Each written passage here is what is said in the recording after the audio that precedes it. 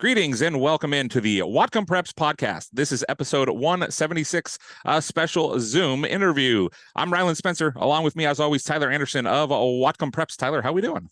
Doing fantastic. This is the fun part where we get to talk with a coach. And in the last few years, there's been additional coaches that we get to bring on. And so we get to do it again. Yeah, and if you are listening to our podcast, then you know that we had a Britt Lentz interview just a little bit ago. And Tyler, that was a fun one. So if you haven't seen it, Tyler, they can get it on YouTube. They can get it on Facebook. How I don't even know where can they find that one? Yeah, they can get it on both those. They get on whatcompreps.com. Just click on podcast, Whatcom Preps podcast. It'll show you all of them. You can scroll down to that one. But yeah, it's pretty easy. Just type in Whatcom Preps Britt Lentz and it's a lot of fun. Ask some fun questions. But today we have a special guest. He is a Lynden grad. He's a former Lynden coach. He's also the new Blaine head football coach, and he moved to Whatcom County football just to be on the podcast. You gotta love the guy, Mr. Andy Olson. How we doing, Coach? I'm doing great. I was wondering how long it would take you to bring that up. Add it to the list of many benefits of moving to Whatcom County is being on the podcast with you two. You know, all these years, you always told us that you listen to the podcast and you kind of wish that maybe we would do some stuff for Burlington-Edison. You decided, you know what, to heck with those guys. I'm not going to beat around the bush. I'm going straight to Whatcom County just so that I can get on the podcast. That's what it is. Yep. No arguments here. Hey, you have to appreciate a guy that he's a real go-getter. He gets what he wants.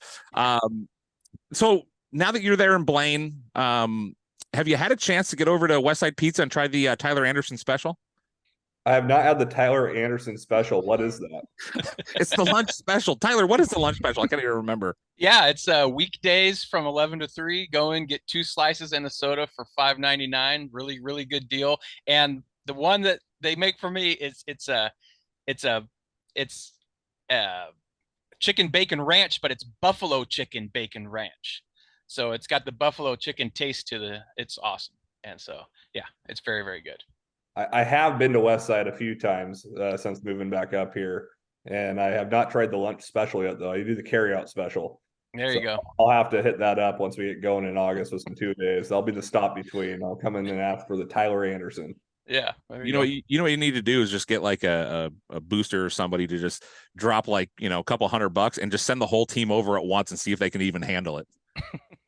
Well, I will say in June, we had a team competition where it was team building activities, things that weren't football related. And our winning team actually, they get Westside Pizza on the coaching staff. So after our first practice in August, we'll be over there. So I might be able to double dip. Nice. So you mentioned it. You mentioned, June, spring, summer camp here has been going on. What's your impression so far? How are things going over there at Blaine?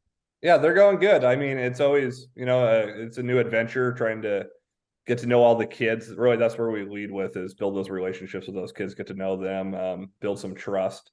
So we've gone through spring camp. We had the opportunity to go to Squalcom and for 3 days and practice with Nick Lucy and some other schools, which was fantastic.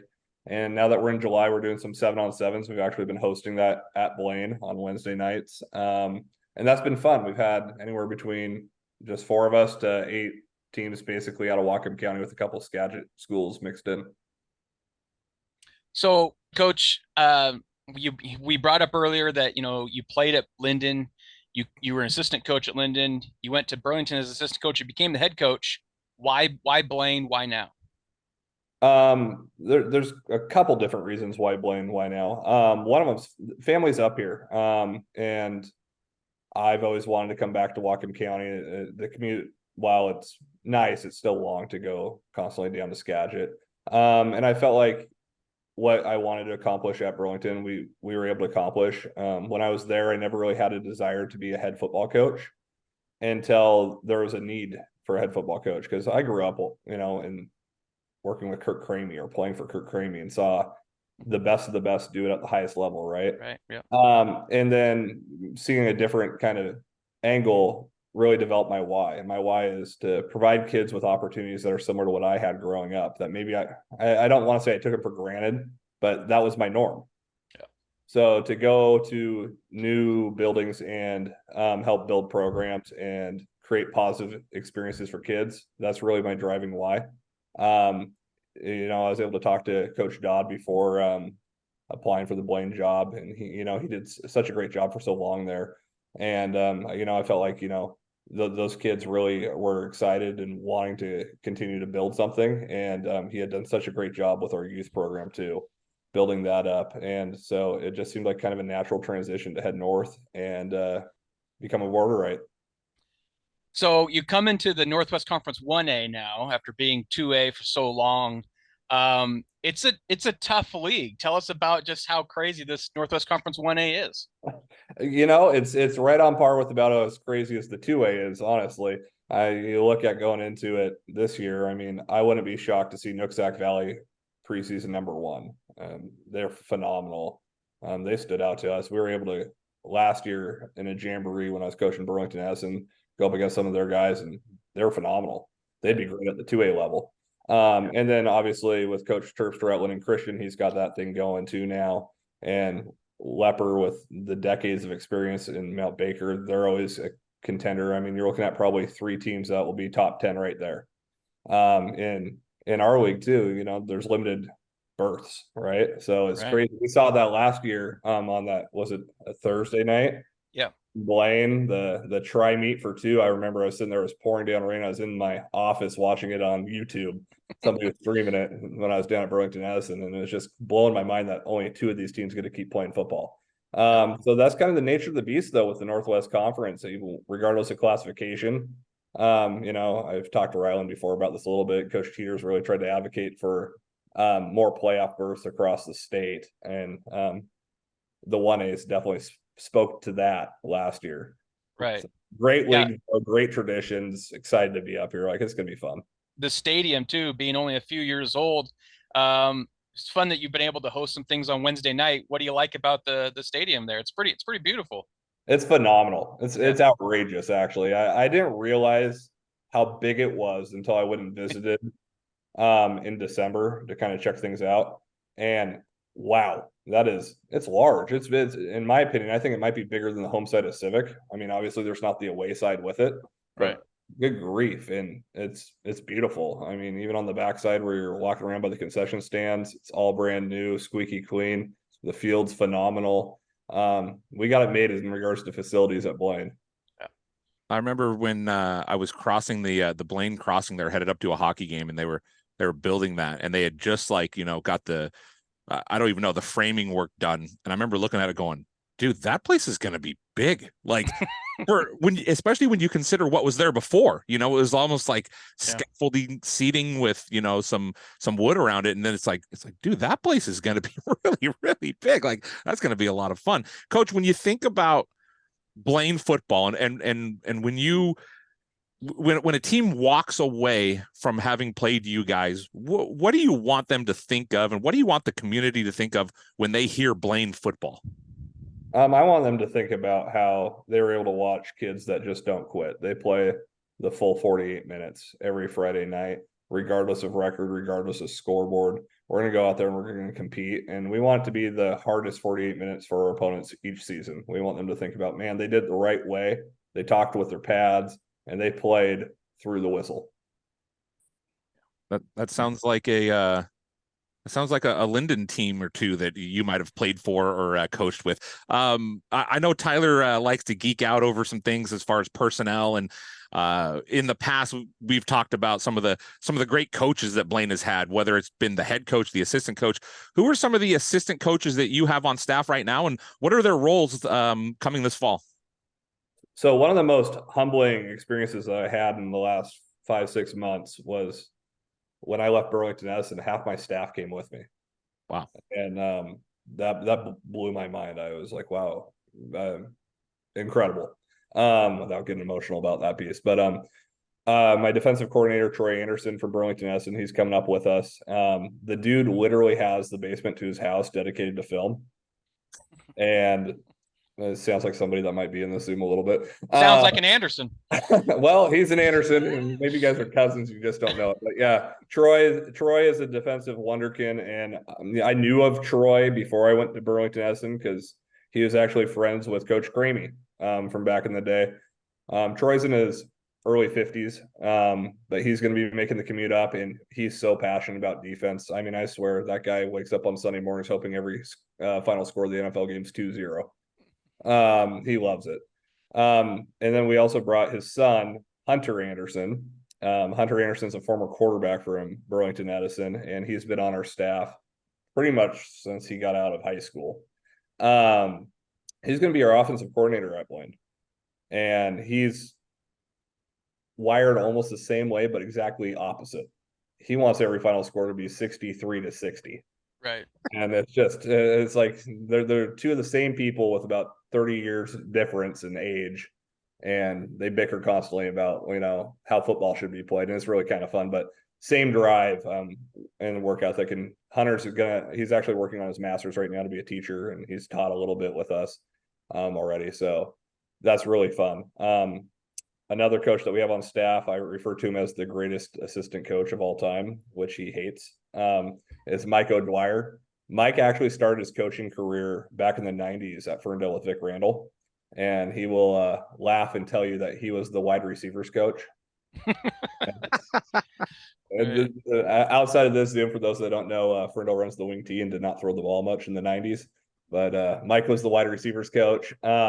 Mike actually ended up moving down to California for about 20 years, and then he came back up to Skagit County, and we were able to get him on staff, and he's phenomenal. You want to talk about attention to detail and a heart for kids. It's just awesome. Just phenomenal stuff. And then our fourth guy that we took from Burlington is Trey Lopez. He's a young guy, strength and conditioning coach, fiery, excited, running backs coach. Let's go run over everybody type personality. But yeah, and then since coming back to Blaine, we've been able to fill the staff with some other fellows that were involved, whether it was 7 or 8 years ago in Blaine, like Coach Sean Miller, or recently like Coach Wes Kerwin, who's an 8th grade PE teacher at Blaine. Really excited about where our staff's at, actually. That was always kind of a big concern when you move to a new place, is how are you going to fill that staff? And the pieces really just kind of came together, and we're in a really good spot. We have a bunch of guys that kind of view our whys are similar, which is really important to me. And that is, we are translational with our kids before transactional. We'll worry about the scoreboard after we worry about kids first, and teaching them how to do things the right way. And life through football is a big piece of that. Yeah, I know Sean Miller through Fast Pitch, and he's a great coach. He led Blaine to their best finish in school history this past year. So that's really good. Let's go through kind of some guys on offense. The big thing about Blaine this year is that they return a lot of guys. They only graduated 4 or 5 kids last year. One of them was the starting quarterback, but I really liked what Colin Davis did when he got in. So kind of, who are the main guys you're going to lead on the offensive side of the ball? Well, you touched on that. Colin Davis, he's been phenomenal. The kid works his tail off, and he's got a big heart and mind for football. He wakes up in the morning thinking about playing quarterback, and he's had a really good summer with us, and he's been at everything in regards to weight rooms when he can. Hard worker. So he'll be in the mix at quarterback. Another guy that will mix in at quarterback a little bit, played slot last year, Riley Ide. So we'll be running a 2 quarterback system there, because both kids offer a little bit something different. And then obviously on the outside, a bunch of guys returning that were pretty successful last year. Hunter Pizzetti, I think, caught 600 yards receiving last year, something like that. And then a kid that kind of is under the radar on both sides of the ball, Jesse Deming, has been phenomenal this summer. I think that he's going to have a really great senior year, and that's another kid who just works his tail off all the time. Connor Dollery is going to be in the mix as well. If you've watched us play in the past, you know that we use a little bit of a H-back power type look, and we think that he fits really well into that look. He's got kind of a mean streak in him and likes to go hit some people, but can also go out and catch the ball.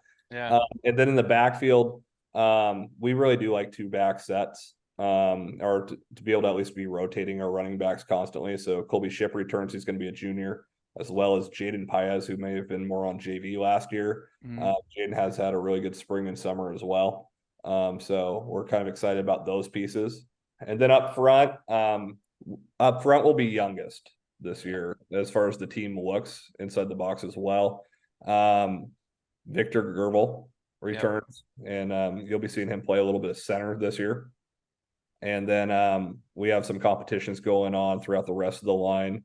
One kid that maybe you don't know much about, he's going to be a sophomore. Kid fills up a door when he walks through it. It's Malachi Murillo.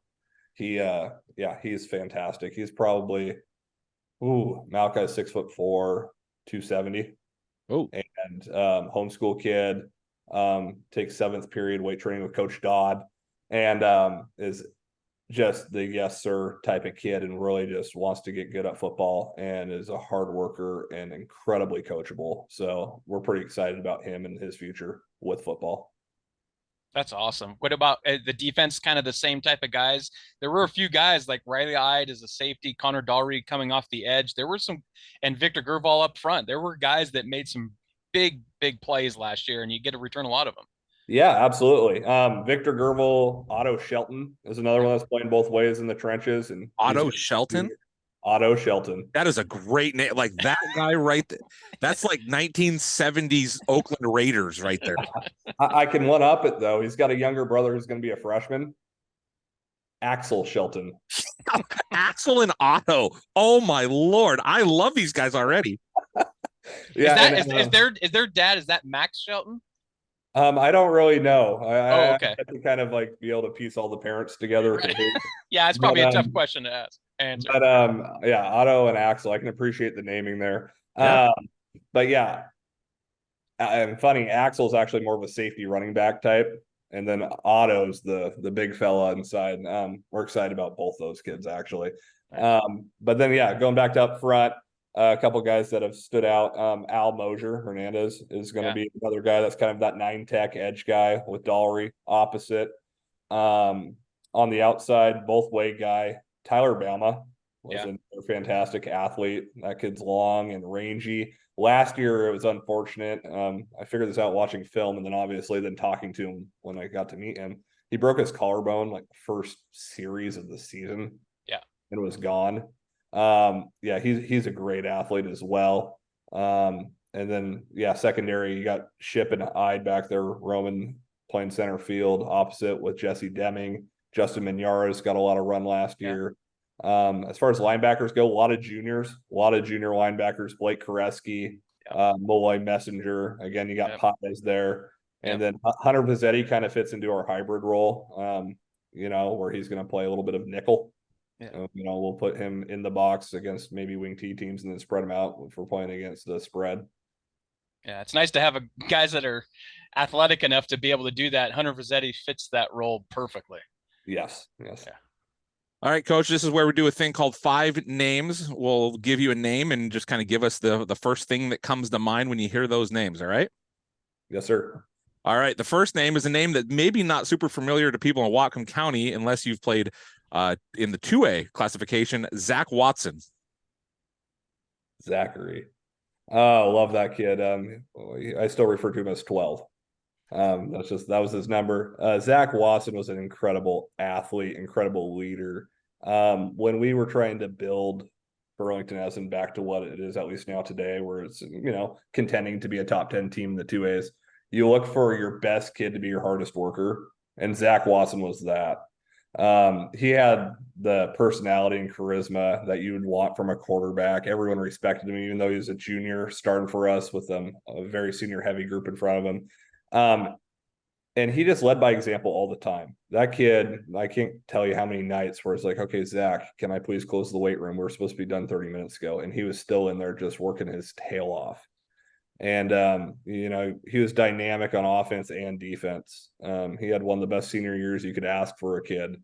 And, he really carried us, his senior year, we lost to Lynden by 3, and we were with a really good Squalcom team down the stretch there. When they were healthy, that Squalcom team might've been one of the best 2A teams in the state, if not the best 2A team in the state. And, Zach found ways to make plays. And, my favorite part about Zach, I coached him in basketball.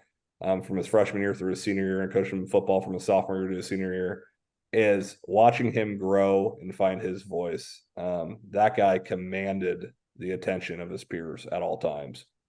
And a lot of times it was funny too. You talk about coaches and player relationship and how you can be on the same wavelength.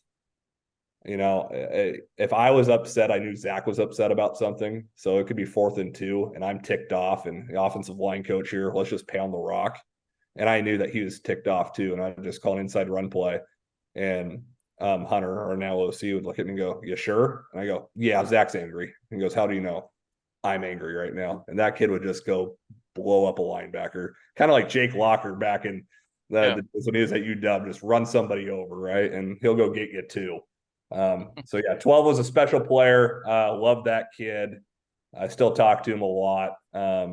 Yeah, he's going to be destined for great things regardless of what he does in his life. Zach used to come to our quarterback camps, and he'd come down to the Seattle area every weekend and train with us. And I remember he was always really quiet. He could throw the ball a little. Didn't have the biggest arm, didn't have maybe the most, but you know what? He came down and he worked really hard. But he was so quiet, right? And then I remember I was up there at that Lynden game that you talked about, and I remember standing on the sideline, and in the first quarter, he had an interception. He had a long run, and I remember sending Jake Heaps a text. I go, "Hey, this might sound weird. Zach Watson's he's a little baller." And Jake was like, "What do you mean?" And I was like, "Bro, when I get the film, I'll send it to you. You have to watch this kid's film. He's actually ridiculous. He is absolutely, of all the kids we had, we had 6'6" kids with rocket arms, and Casey Baum and Simon Burkett. We had these guys all the time that were training with us. And then here's little Zach Watson, and you never would have known it based on what you saw at our camps. He was just there having a good old time throwing the ball around, didn't really show much emotion, and then boom, here he is on game night. It's like, bro, who is this guy? What is he doing? This is unbelievable. But all right, next up on the 5 names, Blake Van Dalen. Blake Van Dalen, BVD. BVD. And when I think about him, I think about energy and passion. Those are the 2 words that come to mind. I've known Blake since I was a ball boy at Lynden, and he was a young assistant coach. I couldn't even tell you what he was coaching back in the late 90s, early 2000s. But I do have one memory of Blake. My first memory of Blake. We were driving down, it must have been 2001, the first year Lynden played Bellevue for the state championship. And we ended up, I was really pumped. I think I was in 5th or 4th grade. We got to skip school on that Friday. So we're heading down Thursday for Thursday night practice in the T-Dome. And we're on a charter bus. And again, all these things are just the greatest day of any 4th grader's life, right? And I'm sitting next to Brady Balmer, who's another ball boy. And we had Blake right behind us and Tom Stopper. And we were playing Tecmo Bowl on our little Game Boys. And I remember Blake and Tommy reaching over and challenging us. And we had a tournament between the 4 of us playing this Tecmo Bowl game.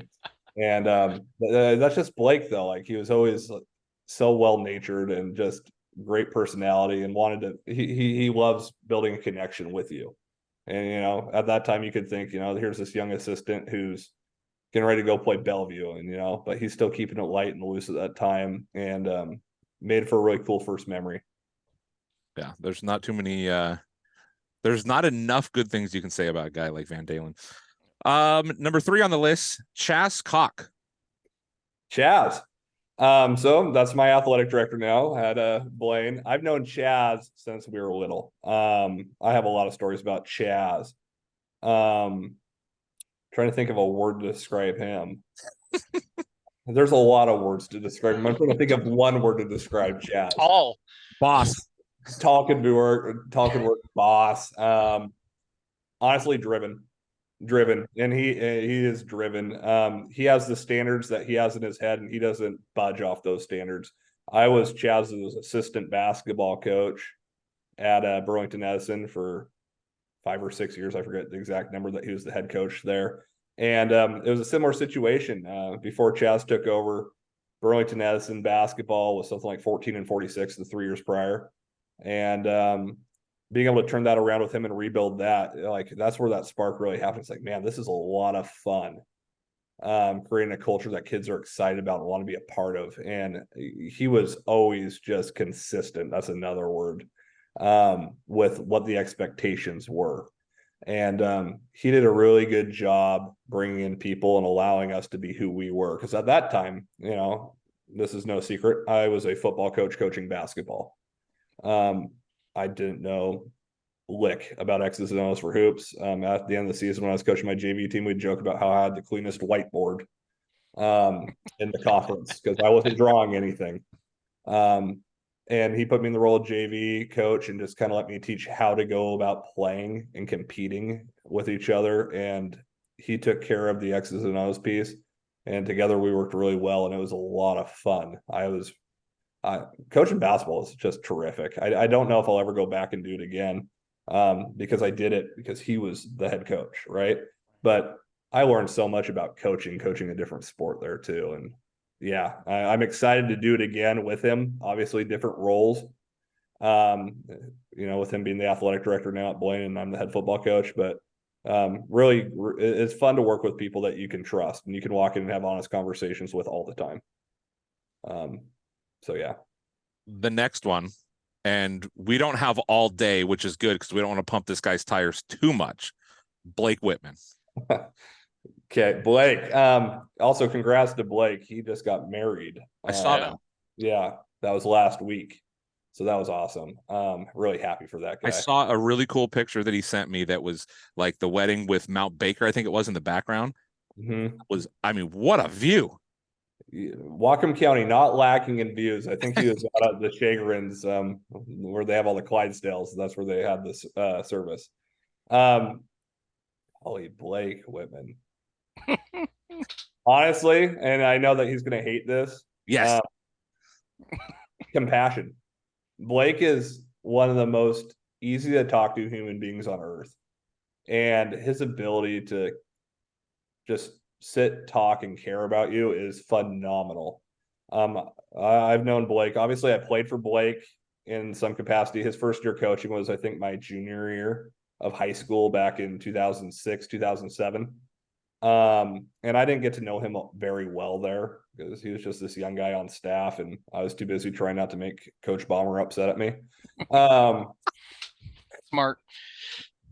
But yeah, I got to know him more just growing up and then coming back and coaching with him. And then that relationship really blossomed. And I really do look forward to hearing from him. He checks in year round. How you doing?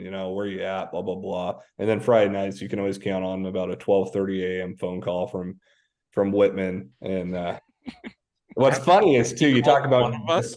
Yeah, well, available. He goes to the next one, and then if one, he just honestly at this point, Ron, I think you're 1A and I'm 1B, and I'm fine being 1B.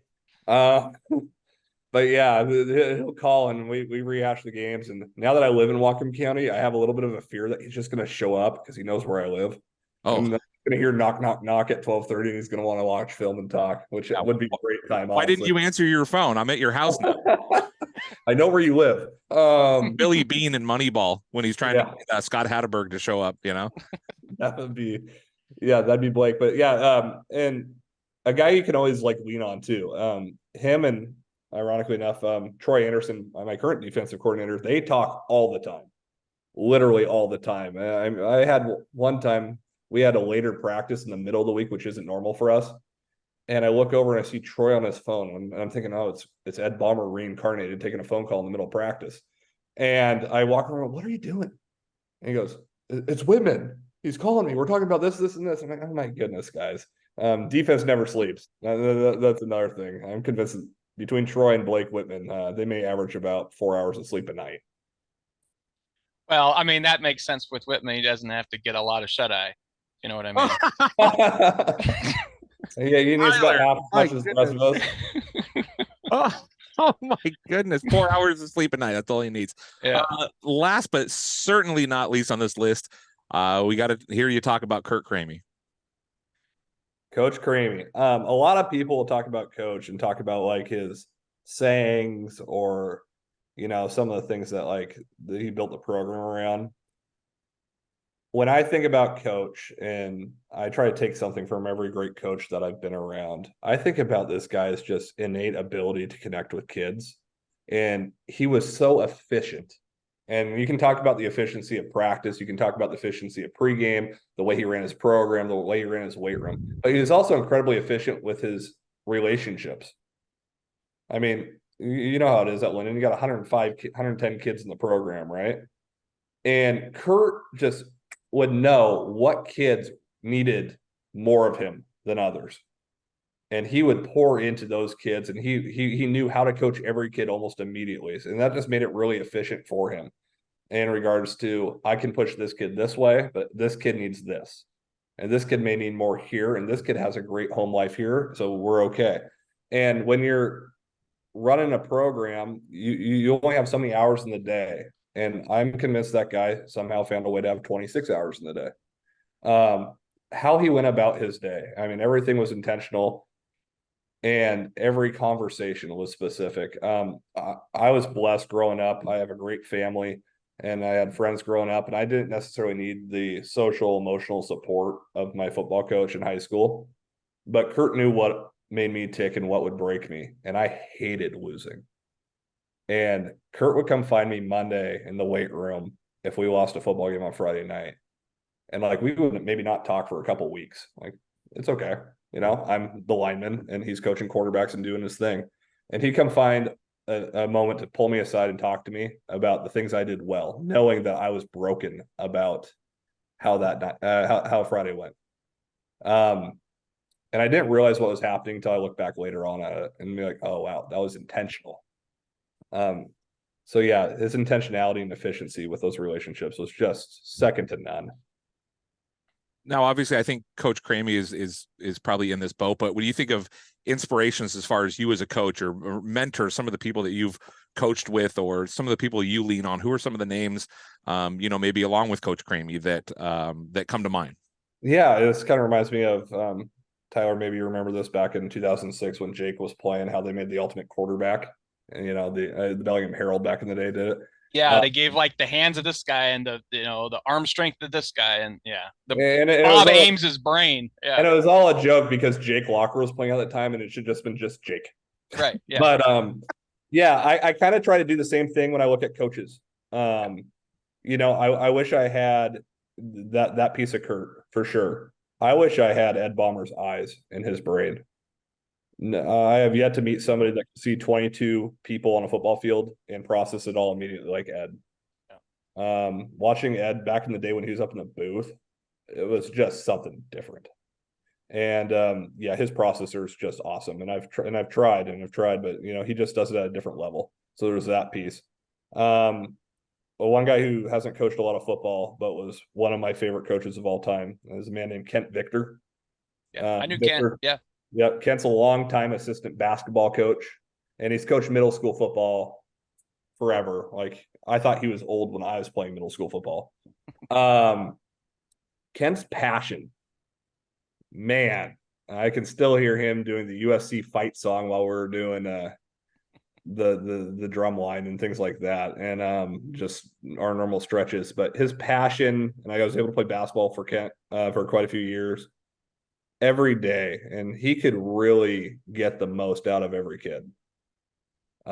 He was phenomenal at that piece. Another name I think of a lot is Terry Kamick.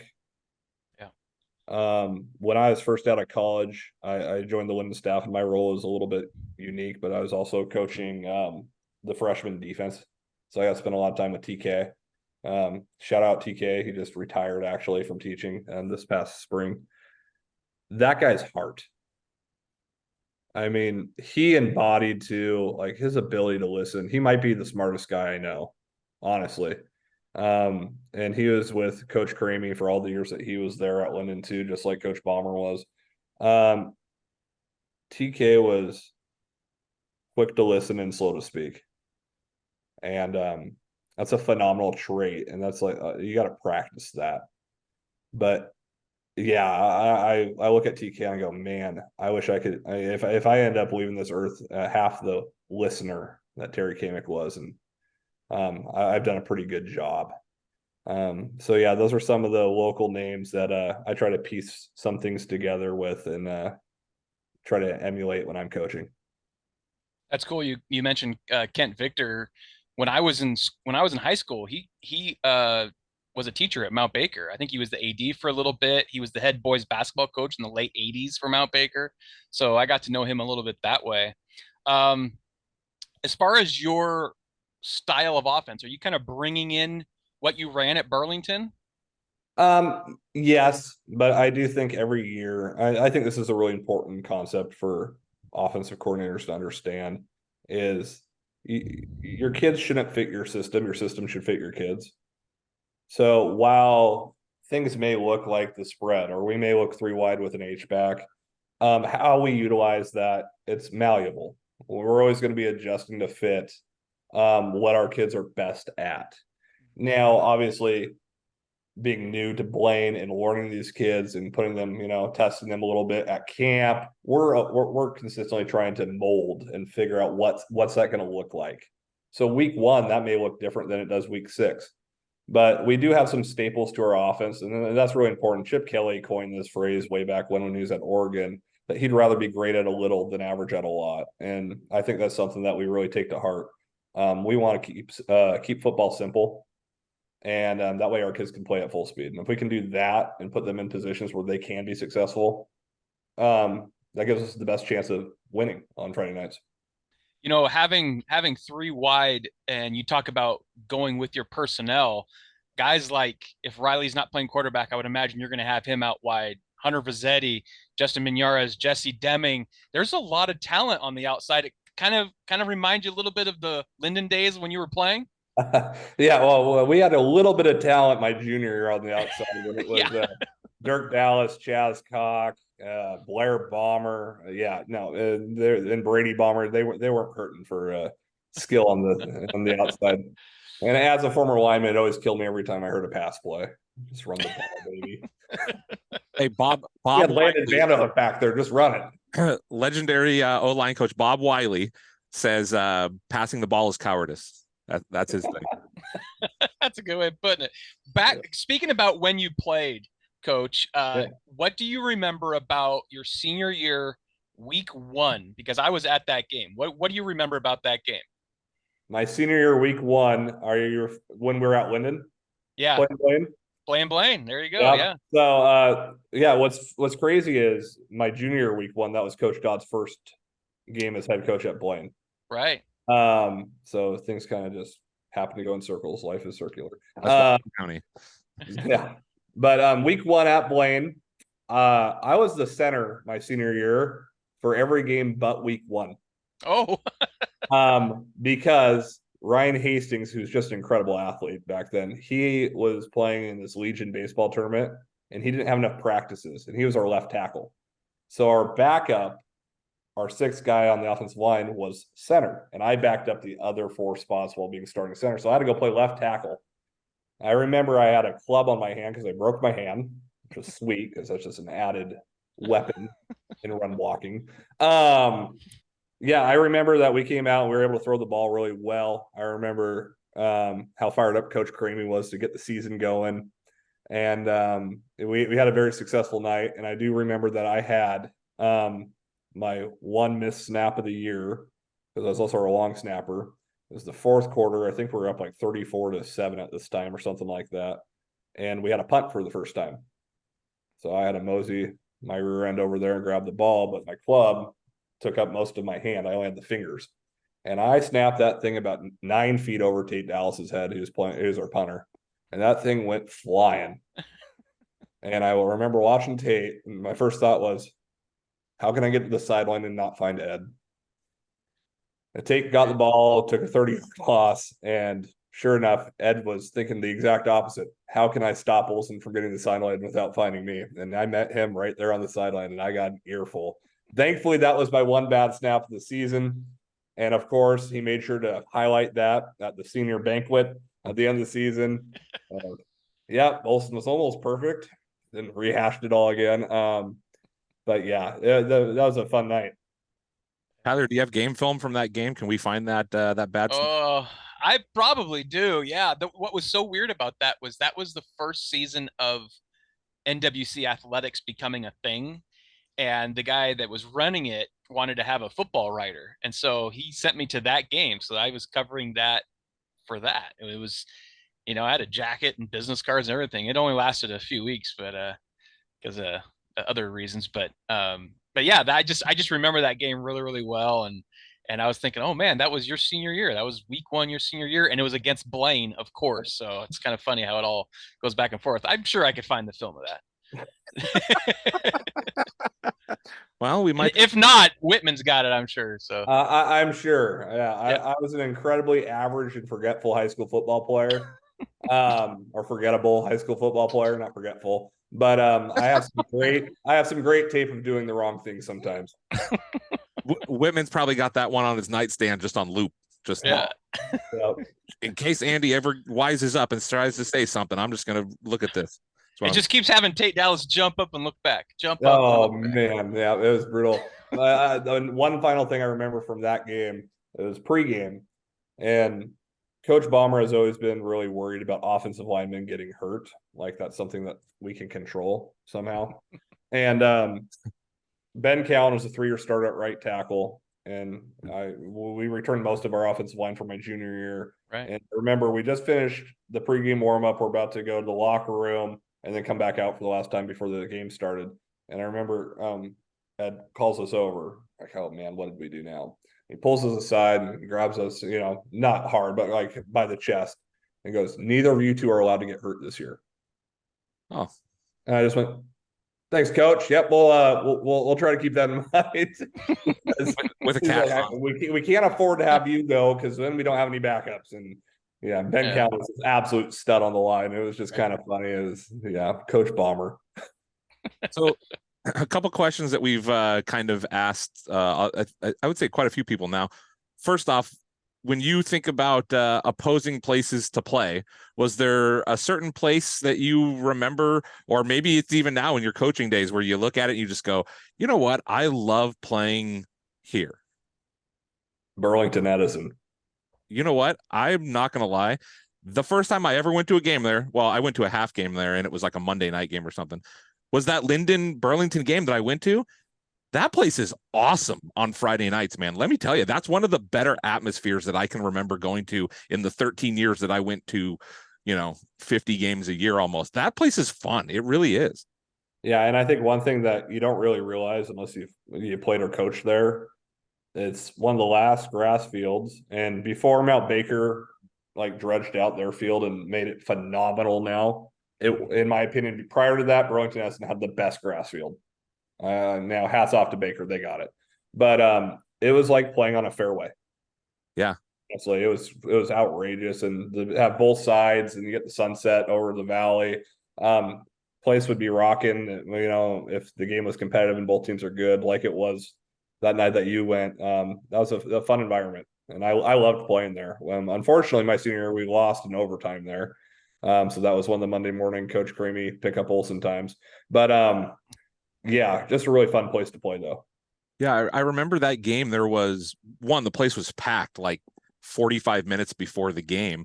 But I remember at one point, so I was standing on the Lynden side and I was all the way, what would it be? It would be, I was closest to the freeway, so the northwest side of the field. And I remember just like looking at an angle across. The Burlington-Edison stands were packed. There was like 2 or 3 people deep all along the side.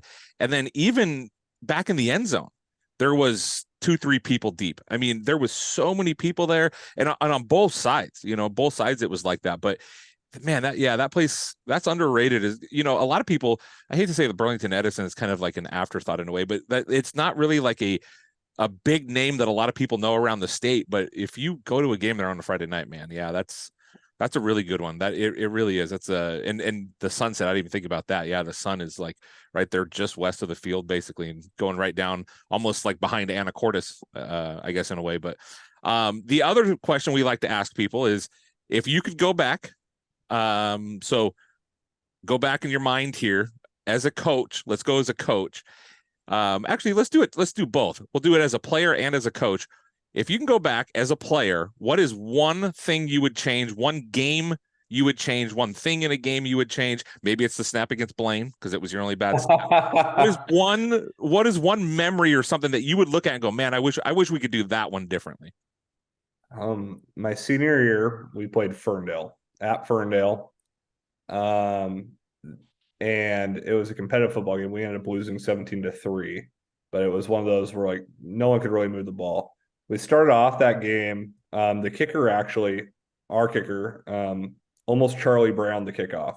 So stepped and swung and missed almost. But he ends up toe punching the ball on a line drive and hit the Ferndale kid that was up front, square in the chest, ball ricochets back. I think it was Josh Duggan who recovered the accidental onside kick. So we got the ball, we got momentum. Here we go, baby. And we ran the ball down their throat, and we ended up with 1st and goal from like the 2. And we threw the ball 4 times and got out of there with 0 points. I was like, man, coach, can we just run one play right up the gut? Like, let's go. That was always when I when I was coaching with Coach Creamy, I'd make fun of him a little bit about that one. Like, we got to get Brady Bomber a touchdown here. How did Ed Bomber walk out on the field, though? Like, how did Ed Bomber not just say, hold on, timeout, walk out into the huddle and just go, guys, I don't care what coach is telling you to do. We're running play. I don't really know. My only memory of Ed from that game was there was a fumble. We fumbled the ball. I think it was in the second quarter because we're going the other direction. And it was a scrum, and I ended up losing a contact. And I'm blind. Like, I can see about 3 feet in front of my nose type guy. And I don't have a contact, but it fell straight in my hand. And I ran to the sideline between plays and gave it to Greg Helgath, who is our physical therapist on the sideline. And I run back out on the field.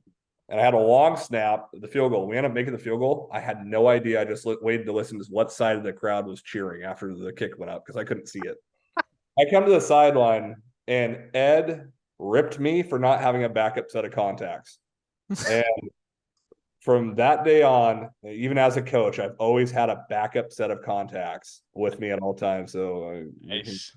Coach Bomber, let me know, but we were able to get the contact back in, thankfully, and I could see the rest of the game. You ever like stand there on the sideline as a coach and a contact is maybe bugging you, and the only thing you can do then is think about Ed Bomber? You know, unfortunately, there's many aspects of my life where Coach Bomber's voice will echo throughout my brain. Get out of here, Ed. I don't need you right now. All right. Well, hey, same question, but as a coach, is there a play that you look at and go, man, I wish we would have thrown the ball here or done this as head coach Andy Olson? Yeah. What would that be? It was week 9 of Zach Watson's senior year. Playing Squawcom. Good golly, they're good, right? And we're competing. We're down. We missed the extra point. I think both teams missed an extra point. I think it was 6-12 because nobody wanted to kick a ball through the uprights. And there was about 5 seconds left in the half, I would think. Maybe a little bit more. And Coach Lucy took a timeout, and we ran the 5-2 that year, but we wanted to put an extra defensive back out there on the field because it was his last timeout, and we knew that he was going to try and take a shot to the end zone. And I took our nickel and I put him over the middle of the field, which is where Zach Watson was, which is a really poor idea because no one's going to test Zach Watson at that point in the season, right? And coach had a great play drawn up, and he was able to throw a jump ball to his 6'3", 6'4" wide receiver in the front pylon, corner of the end zone for a touchdown. They go up 19-6 at halftime, and I'm just like, man, why did I do that? Like, I shouldn't have put that kid in that spot. I should have just doubled the tall kid on the outside. And I wish I could have had that play back. There's lots of other plays I wish I could have back. But I mean, ultimately, the saying goes, players win games, coaches lose games, and I've lost my fair share of games. Now, that was a game. Was that a game that ended up sending them to the state tournament, and you guys could have got in, right? Yeah. So at that point, each team had 1 loss, and we met. It was a cold night, late October night at Civic, and at that point, I think Squawcom was ranked 4th in the state. We were 6th. Yeah. And I told our kids going into that, like, hey, this is like a state quarterfinal game, really. And it was a very competitive football game. And then Squawcom wins it. They had just phenomenal. I think that's, to this day, one of the best secondaries I've seen at the 2A level. And now I think 3 of those guys are playing for the Cougs. Yeah, then we watched them go to the state playoffs, and they absolutely rolled their first 2 opponents. Yeah. And it was like, dang, yeah. Look at the Storm go. I could be wrong here, but if I can remember correctly, I don't think I had you guys in the top 10. And then you lost to Lynden and I put you in the top 10. And people were furious because they're like, how does the team lose and move up? And I was like, because I saw them in person and they're actually pretty damn good. Like because I figured you guys were going to be pretty good because you had some talent. You had a good size offensive line. But then when I saw you and I say good size, I feel like you guys had almost like a Lynden Christian offensive line where you had some height, but they were all, 230 pounds at absolute most type thing. But you had some talent. And I remember, who was the receiver you had that year? Calvin Abston, ridiculously fast. I mean, he's running track at Grand Canyon right now, rightfully so. Yeah, I was gonna say maybe the only guy that could have caught Zach Watson on a field. Like, it was unbelievable. But I remember leaving that game and just thinking to myself, like, you know what? They could make a run here. Like, they could absolutely make a run here because you guys, you didn't have, Watson really stood out, obviously, but just all around team. You guys just had, I remember your running back could run physical and maybe you had a 2 running back system, if I can remember right. But then I just remember leaving that game and being really impressed because obviously we all thought Lynden was going to be good, but it wasn't just like, oh, Lynden had an off game. It was like, no, Burlington kind of took it to him at points, Tyler, who was the receiver for, was it, what's his name? I can't think of it now. Kaleo Jandok maybe took off on a catch and run where he just split the defense and was gone. And it was like, there was a couple of plays here or there where it was like, man, if they get that one back, they win. Yeah, that was the first series. They were behind the sticks, 3rd and long, and they were in a slant, and Jandok caught it, beat the safety. Zach was out from that play. Bad coaching choice by me. And he took off and he was gone. But my favorite part of that game, actually, Ryland, and this speaks back to like what we want our teams to really represent. We were down 28-14, and Lynden had the ball that game in the second quarter, and it had a chance to just become the Lynden Lion avalanche, right? That they're known for. And I was just so proud of our kids. They stayed in it. Well, I think we were down 28-14 at half, actually. We came out, we scored, we got a couple stops, and then it was 35-35 late, and they kicked a game-winning field goal. But, like, that game to me was what really our kids thought, we could be good. These things that we talk about are important. And then they saw it, like, really come to life for them and be like, if we allowed adversity to impact us and linger with us, and not have the next play mentality, we would have got blown out. Instead, we found out how good we could be. And that's really important because when you're rebuilding a program, it's kind of a catch-22. It's the story of the chicken and the egg, confidence and success. Mm-hmm. Without one, you don't have the other. So how do you start developing that when you can't just say, okay, well, let's go out and win a football game, right? And there was a quote about, I think it was Wes Welker said this when he was first drafted by the Patriots, because nobody wanted Wes Welker out of high school, if you remember right. And then Coach Leach found him, and he had the career that he did at Texas Tech.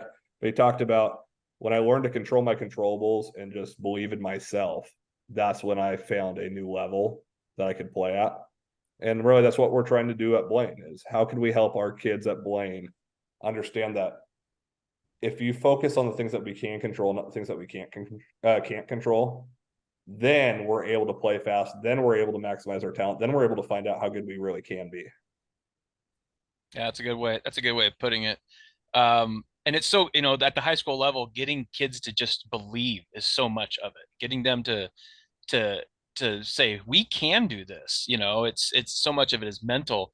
Another question I always like to ask is, especially with a player and has become a coach now, what player that you've coached, if it's a Whatcom County kid, that makes it a little easier because I'll probably know who it is, but what player that you've coached has reminded of you as a player? I was thinking we're going a different direction here. Reminded me as a player? Like as a player, as you as a player, yeah. Well, again, I was incredibly average. And very there's a lot of guys that he coached, maybe.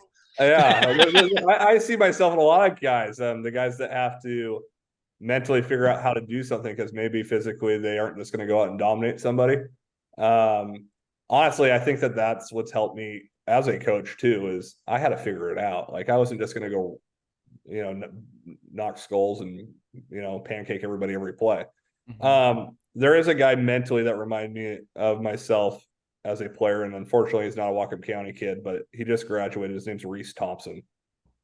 Reese Thompson was our center and nose guard last year, and he was our center for the last 3 years at Burlington-Edison. And that kid he was incredible. The way that he could process the game.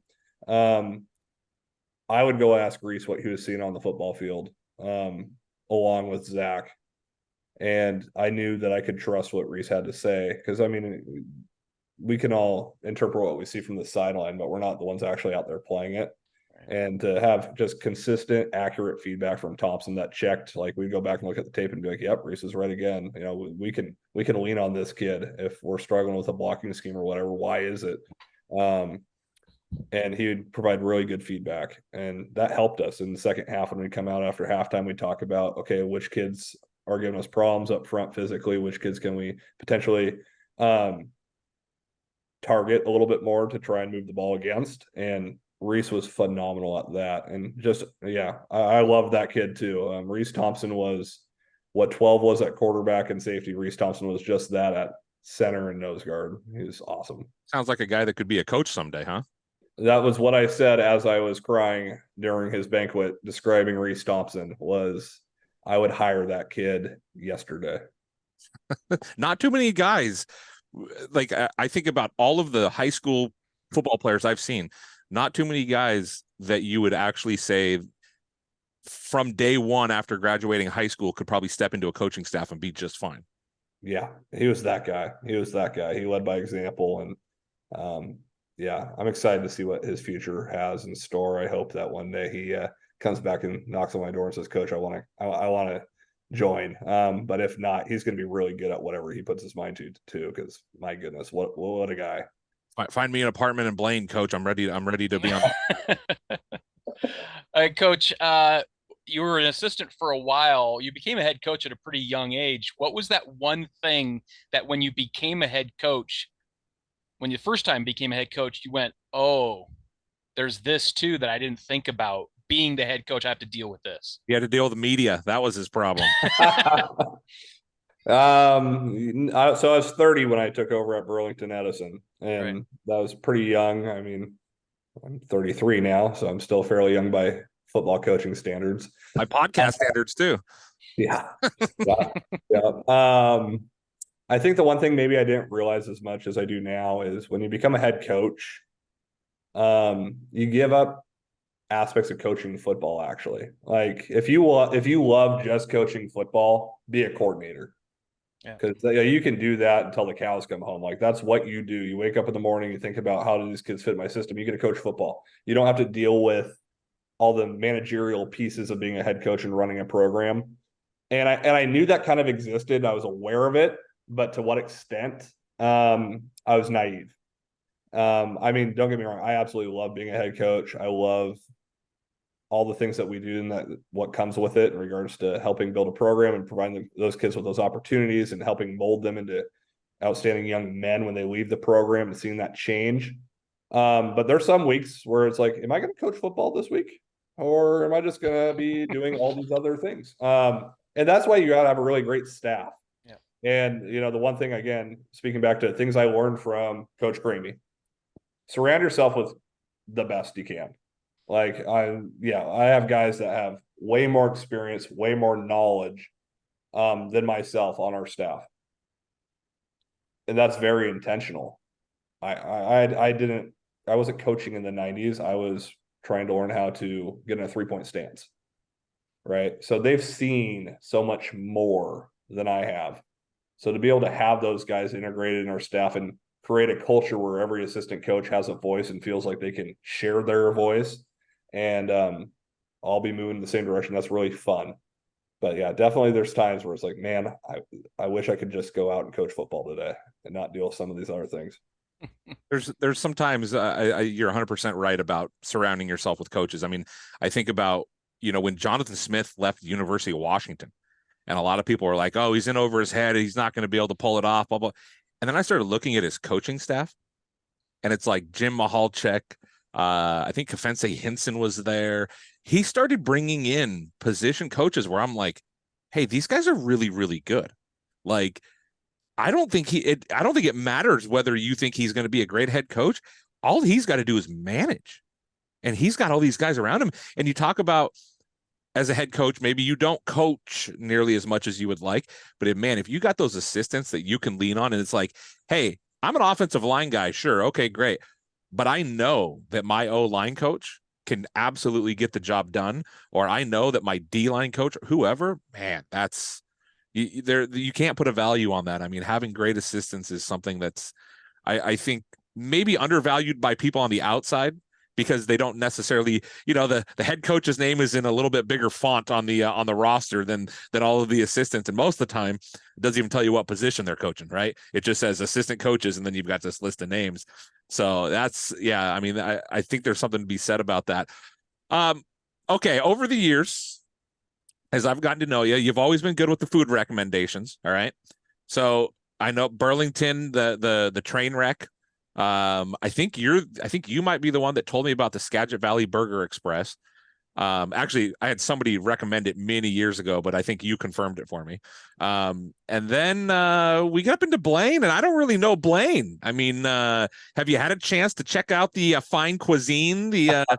Has Blaine treated you? I mean, Tyler, what's the steak place that you always told me about there? Yeah, there's a Neiman Steakhouse there. It's really, really, really, really good right there on the water. Really good. I have yet to go to that one. I've gone to the one out in Everson, but I've yet to go to the one in Blaine. My food recommendation. Unfortunately, this isn't a burger place, Ryland, so I'm sorry to disappoint, but I can deal with it. I absolutely love the Bordertown little Mexican restaurant. Where it's just this, like, I don't even know how to describe it. It's a hole in the wall type of place next to Starbucks between Chevron. Yeah, I know exactly where you're talking. And it's a walk-up place. They got some tables out front, and they have the best dang shrimp taco I've ever had. It is incredible. Yeah.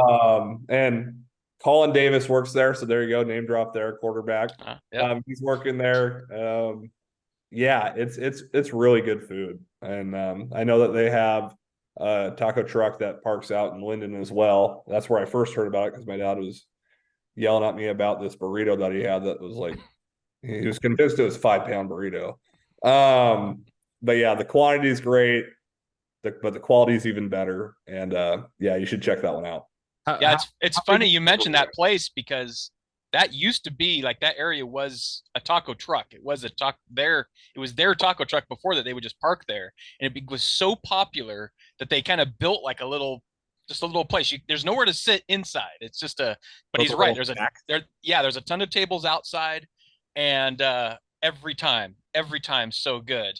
And I will tell you this: if you ask Joe Consensus anywhere to go to eat north of Bellingham, he will pick that place every time. And he's from San Diego, so he knows good Mexican food. He always gets on me about Mexico and all these other places. Goes, no, that's not Mexican food. This place is Mexican food. So he agrees, which that's what he's supposed to do. He's Joe Consensus. I was about to say, how does Joe Consensus have an opinion?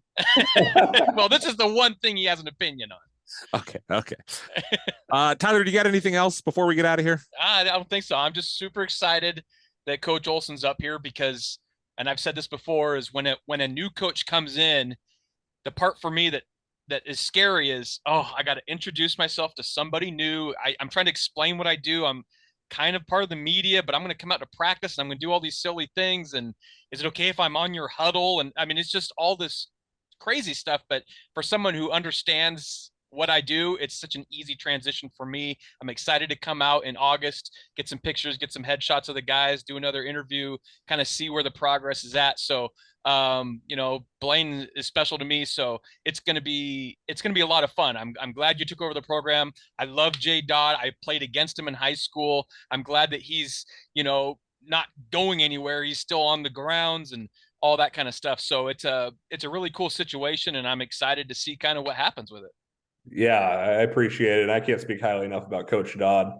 We're just thrilled that he's still staying involved, and he's going to be running the weight room throughout the school year, and he's been nothing but supportive. So Really appreciate that piece. It makes it so much easier too on my end.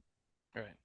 All righty. Well, he's Tyler Anderson, Whatcom Preps, whatcompreps.com. I'm Ryland Spencer, who no longer have an affiliation to anything, apparently. You've been listening to episode 176, or you've been watching episode 176 of the Whatcom Preps podcast. Coach Andy Olson, thank you for your time. Thanks, guys. Appreciate it. Everything you guys do for high school athletics is phenomenal.